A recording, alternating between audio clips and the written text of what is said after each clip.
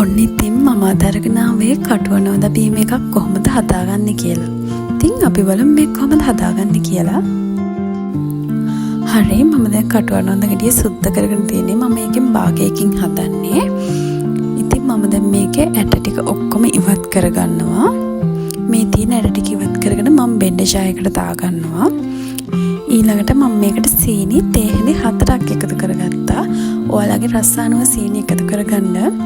ඒ වගේම ලුණු තේ හැඳි භාගයකුත් එකතු කරගන්නවා. ඊළඟට මම මේකට වතුර මම අඬු කෝප්පෙන් ගත්තේ. වතුර අඬු කෝප්පෙන් 3ක් එකතු කරගත්තා. හරි ඊට පස්සේ මම ඒ ටික බ්ලෙන්ඩ් කරගන්නවා. හරි මේ තියෙන බ්ලෙන්ඩ් වුණාට පස්සේ මේ වගේ ගොගතියට තියෙන්න ඕනි.